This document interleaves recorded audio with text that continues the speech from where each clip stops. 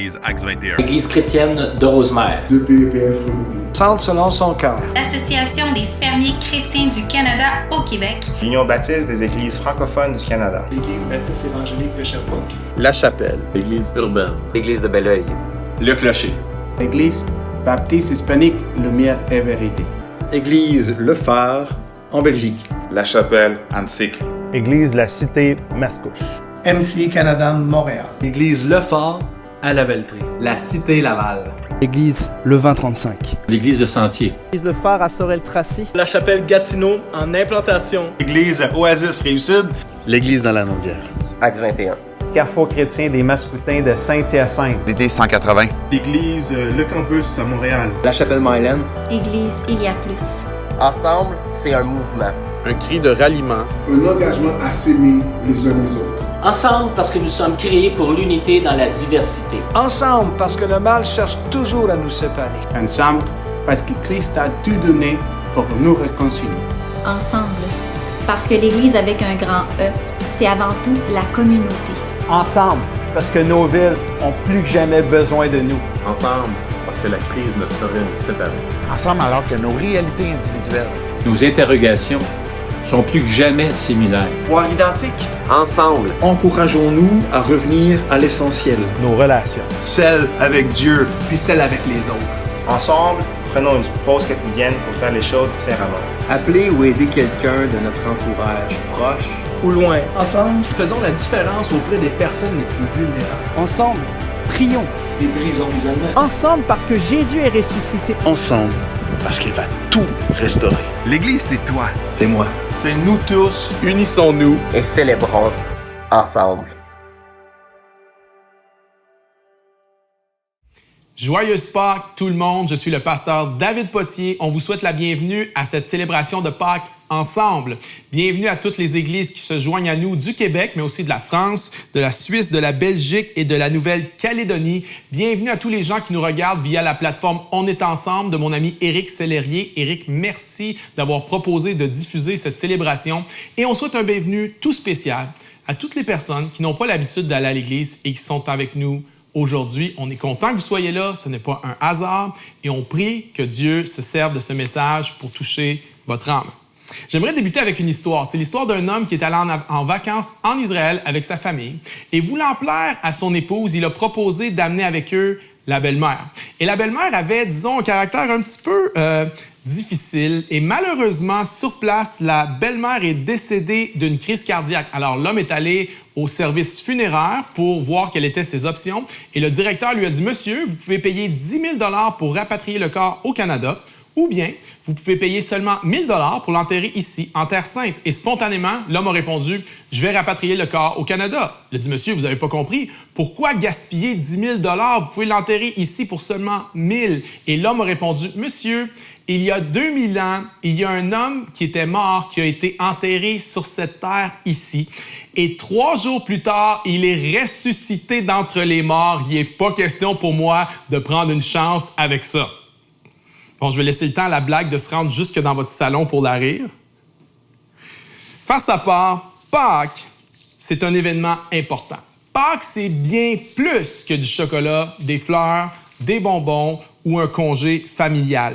Pâques, c'est la commémoration de la mort et de la résurrection du Seigneur Jésus-Christ. L'histoire est scindée en deux. Il y a un avant la résurrection de Jésus et il y a un après la résurrection de Jésus. Pâques, c'est plus qu'un congé. Pâques, c'est l'espoir pour chacun d'entre nous.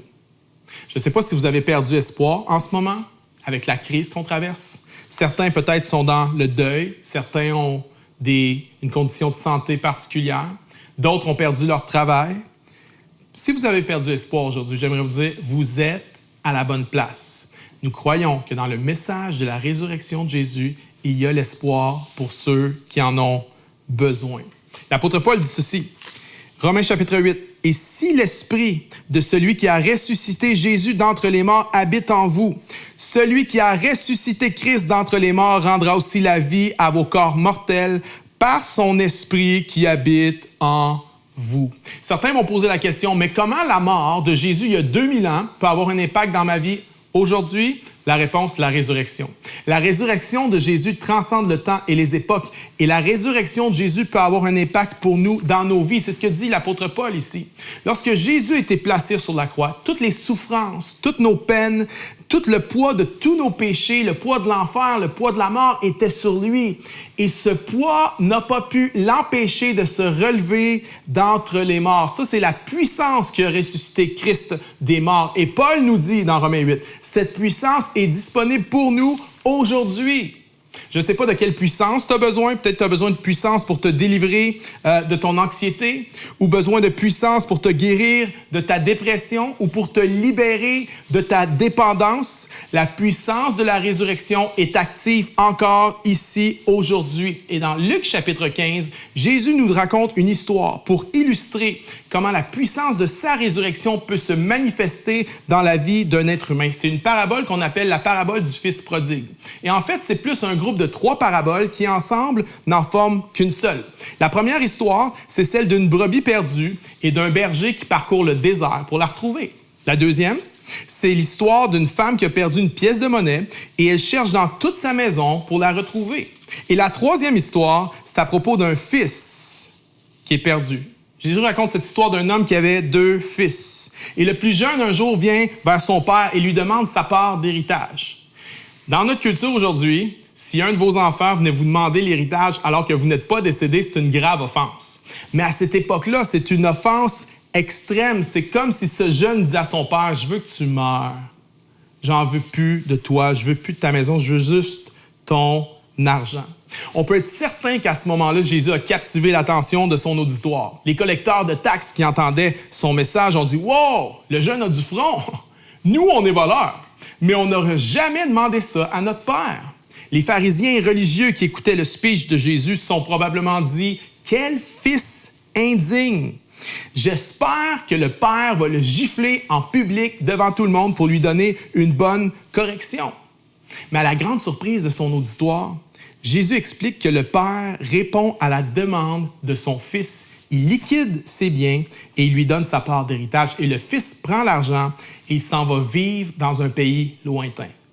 Le Fils s'en va vivre à Montréal, à Paris, à Vegas. Et là, il mène une vie de party. Il y a le gros penthouse au centre-ville. Il va dans les boîtes de nuit les plus branchées. Il paie la tournée à tout le monde, des restos à tout le monde. Il ramène 3-4 filles chez lui à chaque soir. Il mène une vie de sexe, drogue et rock'n'roll.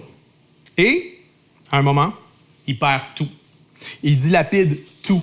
Il gaspille tout et il se retrouve à devoir travailler pour un éleveur de pourceaux, ce qui est la pire honte à l'époque pour un jeune juif, parce que les Juifs considéraient les porcs comme des animaux impurs et il se retrouve non seulement à faire ce travail, mais il se retrouve tellement pauvre que le texte nous dit qu'il aurait aimé manger la nourriture des porcs, mais que son patron ne lui en offrait même pas. Le jeune touche le fond du baril. Et la Bible dit qu'un jour, il entre en lui-même. Il se dit, je vais revenir chez mon père, je vais lui demander pardon et je vais lui dire, traite-moi comme un de tes employés. Et comme ça, peut-être que je vais gagner de l'argent et peut-être que je vais pouvoir rembourser ma dette à mon père et peut-être que je vais être réintégré dans la famille. L'histoire de Jésus captive son auditoire et Jésus s'apprête à donner une twist vraiment intéressante à son histoire.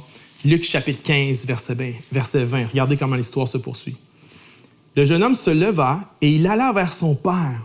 Comme il était encore loin, son père le vit et fut ému de compassion. Il courut se jeter à son cou et l'embrassa.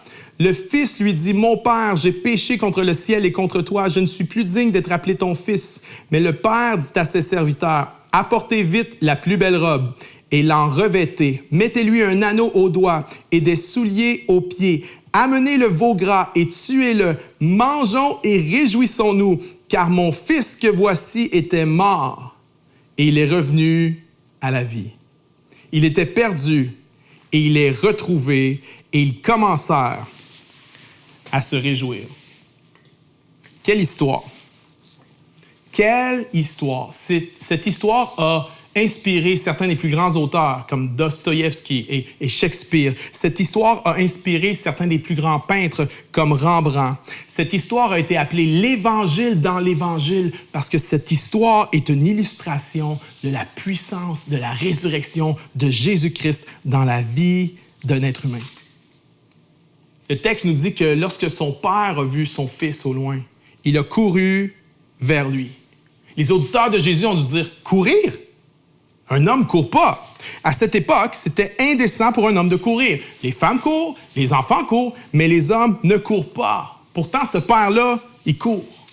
Il court premièrement parce qu'il a compassion. Lorsqu'il le vit, il eut compassion. J'imagine ce père attendre son fils jour après jour, espérant son retour. Et lorsqu'il le voit au loin, son cœur est ému de compassion pour lui. On sait c'est quoi en tant que parent être ému de compassion pour nos enfants. Lorsque mon fils Zacharie avait une dizaine d'années, il était en train de jouer au parc avec un de ses amis. Et son ami Christopher arrive à la maison en courant et dit « David, Zach s'est fait mal. Je pense qu'il s'est cassé le bras. » Alors moi, tout de suite, je pars à courir vers le parc. Et ceux qui me connaissent, je suis, disons, un peu grassouillet. Je suis pas athlétique trop. Et je suis pas quelqu'un qui est flexible. À l'âge de 27 ans, j'ai passé un test de flexibilité physique. Et la fille me dit « Monsieur, à 27 ans, vous avez la flexibilité d'un homme de 63 ans. » Alors, imagine, à 40 ans, je veux même pas savoir, OK? Mais peu importe ma condition, je suis parti à courir. Et je courais, mes amis. Je courais plus vite que l'ami de mon fils. Et lorsque je suis arrivé au parc, j'ai vu mon fils par terre et j'ai vu son bras. Son bras faisait la banane. J'étais ému de compassion pour lui. Je me suis tellement donné, j'ai tellement couru qu'après ça, ma femme se demandait si c'était mon fils qu'il fallait amener à l'hôpital ou si c'était moi. Voyez-vous, si nous, les êtres humains, on est capable de courir par compassion pour nos enfants, à combien plus forte raison le Père court vers ses enfants qui veulent de l'aide de sa part. Il a couru par compassion. Mais le Père a aussi couru pour mettre la honte sur lui. Figurez-vous, à l'époque, les gens portent des longues robes. Et pour courir, tu dois lever ta robe si tu veux réussir à courir efficacement. Mais de montrer ses jambes en public était une honte abjecte à cette époque. Et en choisissant de courir, ce que le Père fait, c'est qu'il prend la honte qui est sur son Fils et il la met sur lui. J'aimerais te dire, c'est exactement ce que le Seigneur Jésus-Christ a fait à la croix pour nous. La honte de notre péché qui devait être sur nous, il l'a mis sur lui. Le Père court par compassion, il court pour mettre la honte sur lui et il court également pour éviter à son Fils la cérémonie d'exclusion. Il y a un érudit du Nouveau Testament qui s'appelle Kenneth Bailey et dans son exégèse de Luc chapitre 15, il explique qu'il existait à l'époque, au 1er siècle, en Israël, une coutume qu'on appelait Kezéza. Kezéza, c'était lorsque un jeune homme perdait son héritage avec des non-juifs et qui voulait réintégrer la communauté voulait l'exclure. Et s'il revenait au village, tout le monde s'assemblait autour de lui. Et comme avec un symbole, ce qu'on prenait, c'est qu'on prenait un vase d'argile. Et dans ce vase, on mettait du grain. Et lorsque le jeune homme revenait au village, d'une façon dramatique, on prenait ce vase et on le brisait devant lui en 1000 morceaux. Et c'était une façon de dire « Tu as brisé notre confiance, tu as brisé notre communauté, tu as brisé notre clan. Les dommages que tu as faits sont irréparables. » C'était une façon de dire que ta vie soit maintenant comme ce vase brisé. Tu n'es plus le bienvenu ici, tu n'es plus chez toi ici, tu es maintenant coupé de nous. Kezéza. Une des raisons que le Père court, c'est qu'il veut éviter que son Fils soit exclu. Et non seulement le Père court, mais le Père va également demander qu'on lui amène la robe. Parce que le Père voulait être certain que tout le monde allait respecter son Fils au lieu de cracher sur lui. Le Père a dit « Amenez-moi une bague ». Et lorsque le Père lui donne une bague, ce n'est pas simplement un bijou. Cette bague représente l'autorité du Père. C'était le sceau, c'était comme la carte de crédit, le carnet de chèque du Père. Il est en train de dire « Je te réintègre dans les affaires de la famille. Je te confie mon portefeuille à nouveau ». Le Père dit « Amenez des souliers à mon Fils » parce qu'à l'époque, seulement les esclaves ne portaient pas de souliers. Voyez-vous, il n'y a rien de tout ça que le Fils mérite. Et pendant trop longtemps, en francophonie, la religion nous a enseigné qu'on devait mériter l'amour de Dieu, qu'on devait mériter le pardon ou le salut de Dieu. Mais j'aimerais dire à quelqu'un qui m'écoute en ce moment, il n'y a rien que tu peux faire pour mériter le salut de Dieu, son pardon. C'est une grâce, c'est un don qu'on reçoit gratuitement par la foi, et peu importe où tu te trouves en ce moment, Dieu est prêt à t'accueillir si tu reviens à lui. Le Fils était perdu, mais par l'amour, la grâce de son Père, il a été retrouvé. Le Fils était mort et il est revenu à la vie. Voyez-vous, ce Fils cadet représente chacun d'entre nous dans nos addictions, dans nos dépendances. Avez-vous remarqué comment on n'est pas créatif avec le péché? On retourne constamment vers les mêmes choses, vers les mêmes dépendances, vers les mêmes choix. Pourquoi? Parce qu'avec le temps, on a même perdu la capacité de choisir. C'est plus un choix, on est comme enchaîné dans nos comportements. On pense qu'on est libre, mais en fait, on est esclave. Et le message de la résurrection de Jésus, c'est qu'il y a une puissance du ciel disponible pour celui qui croit, que la vie qui était en Christ soit infusée par l'Esprit Saint et par la puissance de Dieu pour nous libérer de n'importe quelle dépendance, que ce soit l'alcool, la consommation, la pornographie, les troubles alimentaires ou quoi que ce soit. Dans notre famille, le frère de ma femme a vécu 20 ans de grande captivité, de grande dépendance. Il était alcoolique, il était joueur compulsif, sa vie était à l'envers, il a traversé un divorce, il allait de relation en relation, c'était n'importe quoi, et il était non seulement dans un état difficile, mais il était loin de Dieu. Et nous, on avait un petit groupe de prière, et on s'est mis à prier pour lui. On s'est mis à intercéder pour lui à chaque semaine. Et un jour, Yannick, c'est son nom, a décidé de venir à un de nos concerts de Noël qu'on organisait à l'église. Il a commencé à venir à l'église une fois de temps en temps. Et tout à coup, on a entendu la nouvelle par ma belle-mère que Yannick avait arrêté de boire. Moi, j'étais sceptique.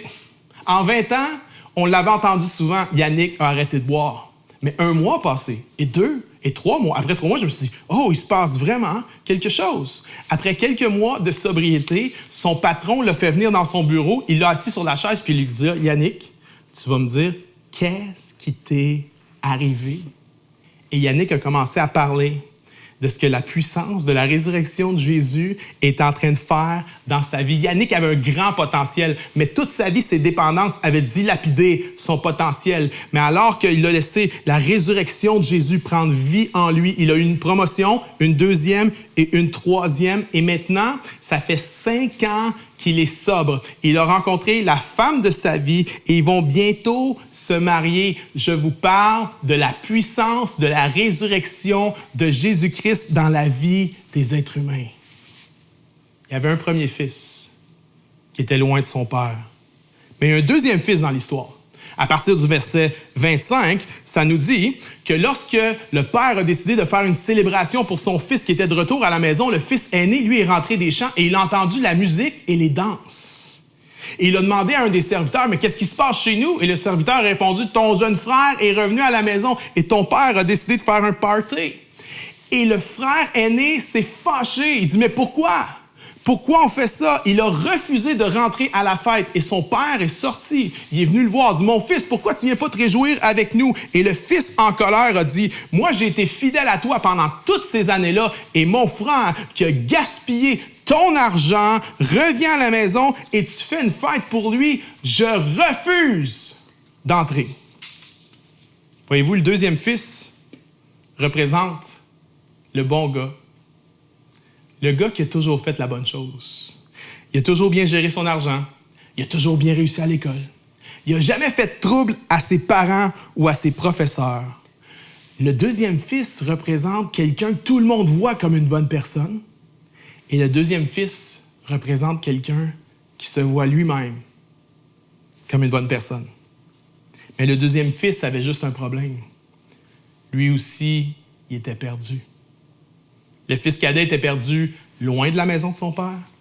Le fils aîné était perdu dans la maison de son Père. Lui aussi, il était mort. Parce que la mort, c'est bien plus que la mort physique. La mort, c'est d'être coupé, c'est d'être séparé du Père, d'être séparé de Dieu. J'aimerais vous dire, il y a un Fils aîné en chacun d'entre nous. On a tous tendance à se voir comme une bonne personne. Et on a tous tendance à regarder aux problèmes qu'il y a dans ce monde et à dire « ça n'a pas de sens ». Ça n'a pas de sens, la violence. Ça n'a pas de sens, le meurtre, la guerre, les génocides. C'est ça le problème. Mais peu d'entre nous, on prend le temps de réfléchir au fait que la violence, les guerres, les génocides ont commencé quelque part. Ça a commencé dans une personne. Ça a commencé avec une offense. Une personne qui a choisi de ne pas pardonner. Et l'offense s'est transformée en non-pardon. Et le pardon s'est transformé en amertume. L'amertume en colère, la colère en haine, la haine en hostilité, l'hostilité en violence, la violence en meurtre, le meurtre en guerre et la guerre en génocide. Voyez-vous, on est tous bons pour décrier les problèmes de l'humanité. Mais ce problème-là commence en nous. Ce problème-là s'appelle le péché. Le salaire du péché, le résultat du péché, nous dit l'apôtre Paul, c'est la mort. Ça vient créer la mort en chacun d'entre nous. Le deuxième fils représente celui qui est non seulement le bon gars, mais représente celui qui a une vie rangée, une vie de succès. Il a réussi, il a de l'argent, c'est une bonne personne. Mais le père, lui, voyait au-delà du statut social de son fils, au-delà des apparences. Et le père voyait en son fils ses péchés, ses imperfections, ses jalousies, son égoïsme et son orgueil. Le problème du deuxième fils, c'était le même problème que le premier. Lui aussi, il était mort. Aujourd'hui, c'est très populaire les films de zombies, les séries sur les zombies. Et je crois que la raison, c'est qu'en fait, c'est une métaphore de l'existence humaine, que beaucoup de gens sont vivants, mais alors qu'ils sont vivants, en même temps, ils sont morts. C'est nous, les Walking Dead. Mais la puissance de la résurrection de Jésus est disponible pour redonner la vie aux morts. Maintenant, j'aimerais rapper tout ça ensemble. Il y a une histoire d'une brebis perdue et il y a quelqu'un qui la cherche. Il y a l'histoire d'une pièce de monnaie qui est perdue et d'une personne qui la cherche. Mais qui cherche les fils perdus? Quelqu'un cherche la nourriture, quelqu'un cherche l'argent, mais personne ne cherche les âmes perdues. Mais voici la bonne nouvelle. C'est que dans cette histoire, il n'y a pas deux fils. Dans cette histoire, il y a un troisième fils. Il n'est pas explicite dans le texte, mais il est implicite. Il y a le fils cadet, il y a le fils aîné, mais le troisième fils, c'est le Fils de Dieu. Le Fils de Dieu est celui qui est venu chercher et sauver ceux qui étaient perdus. Jésus l'a dit lui-même dans Luc, chapitre 19, verset 10, « Car le Fils de l'homme est venu chercher et sauver ceux qui étaient perdus. » Il y a environ 12 ans de cela, ma femme était en train de magasiner. À l'époque, on avait 3 enfants. Anthony, 5 ans, Zacharie, 3 ans, et la petite Léa, qui avait 1 an, qui était dans une poussette. Et ma femme était en train de regarder des vêtements. Puis, après quelques secondes, elle se retourne, puis elle constate, malheur, il nous manque un enfant. Et nous, malheureusement, à chaque fois qu'il a manqué un enfant dans notre famille, c'était toujours le même qui manquait, Zacharie. Alors, ma femme n'a pas trop paniqué au début parce qu'elle se disait, OK, ça arrive souvent que Zach est un petit peu loin. Elle s'est mise à l'appeler, Zacharie! Zacharie, t'es où? Zacharie, viens voir maman. On appelle Zach et on ne trouve pas Zach. Alors, comme toute bonne maman, le ton commence à monter un petit peu. Zacharie!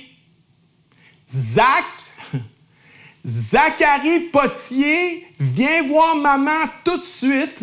Pas de réponse de Zacharie. Alors, les clientes autour commencent à voir que ma femme est un peu affolée. Alors, ils viennent la voir. « Madame, qu'est-ce qui se passe? J'ai perdu mon petit garçon. Comment il s'appelle? Il s'appelle Zacharie. On va vous aider à le chercher. » Les clientes cherchent avec ma femme. Rien à faire. On ne trouve pas Zacharie. Après quelques minutes, la vendeuse qui était dans le coin là-bas vient vers ma femme. Elle dit « Qu'est-ce qui se passe, madame? J'ai perdu mon fils. » Elle dit « Je vais vous aider à le chercher. » Les clientes, la vendeuse cherche Zacharie. Personne ne trouve Zacharie. Après quelques instants, la vendeuse dit « On va appeler la sécurité, madame. » Alors, elle prend son talkie, elle appelle la sécurité et 1 minute plus tard, ça a pris 1 minute, le rayon du magasin était juste à côté de l'ascenseur. Les portes de l'ascenseur se sont ouvertes et il y a 6 gardiens de sécurité qui sont sortis. Ils ont entouré ma femme et ils ont dit « Madame, vous avez perdu votre petit garçon? » « Oui. » « Comment il s'appelle? » « Il s'appelle Zacharie. » « Il a quel âge? » « Il a 3 ans. » « Il est habillé comment? » « Il est habillé avec un chandail bleu et des jeans. » Il y a un gardien qui prend son talkie, il dit « Barrez toutes les portes du magasin, personne ne sort. 1, 2, 3, go! » On s'en va chercher Zacharie.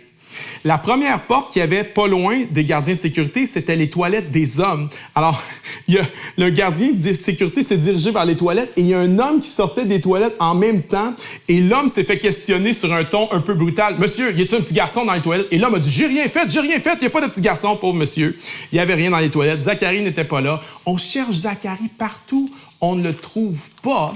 Et ma femme se retrouve là, tout seul, planté comme un piquet, avec Anthony, 5 ans, la petite Léa dans la poussette, 1 an, et tout le monde cherche son fils.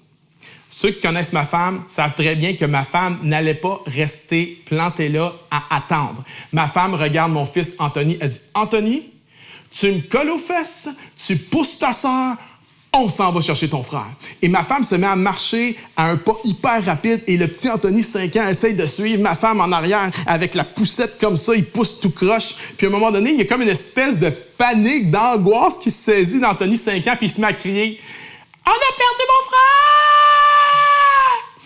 Et là, il se met à crier sans arrêt « On a perdu mon frère! On a perdu mon frère! On a perdu... » Et là, il courait comme ça dans tous les sens avec la poussette « On a perdu mon frère! On a perdu mon frère! On a perdu mon frère! » Tout à coup, ma femme s'immobilise, elle se retourne vers lui et dit « OK, ça va faire, Anthony, on s'en va chercher ton frère. » Anthony était paniqué, tout le monde était paniqué. On a cherché Zacharie pendant 10 minutes, on ne le trouvait pas. J'aimerais vous dire, c'est long, 10 minutes sans trouver un enfant, mes amis. On a tout fouillé dans le magasin et après 10 minutes, les gens ont décidé de retourner dans des endroits qu'on avait déjà regardés. Et derrière un display de vêtements qu'on avait déjà vérifié, il y a quelqu'un qui est allé et qui a découvert un tout petit Zacharie, 3 ans, caché derrière des vêtements, qui est en train de jouer avec ses autos. Mon Zacharie, qui était perdu, était retrouvé. Moi, je n'étais pas là cette journée-là. Quand je suis arrivé du travail le soir, ma femme me raconte ça. Mon cœur saignait. Je souffrais juste d'entendre cette histoire-là. Alors, je suis allé dans la chambre de mon fils. Je me suis assis à côté de lui et on a eu une discussion ensemble. Et voici ce que j'ai dit. « Zach, aujourd'hui, tu t'es éloigné de maman? C'est fini entre nous deux. Tu n'es plus mon fils. Je ne suis plus ton père. » Mais non, vous savez très bien, c'est pas ça que j'ai fait. J'ai pris mon Zach dans mes bras, puis je pleurais. « On a perdu mon fils! On a perdu mon fils! » Non, je faisais pas ça. Mais je pleurais. Je disais « Zacharie, on t'a perdu. Faut plus jamais que tu t'éloignes de nous. » On a pleuré et on s'est réjouis ensemble parce que mon fils qui était perdu était maintenant retrouvé. En langage biblique, le fils qui était mort était maintenant revenu à la vie. Et je crois qu'aujourd'hui, en cette journée de Pâques, 12 avril 2020, il y a des fils cadets qui sont loin du Père. Et il y a des fils aînés qui sont loin du Père également. Et le Père veut redonner vie à chacun d'entre eux. Jésus est venu pour chercher et sauver ceux qui étaient perdus.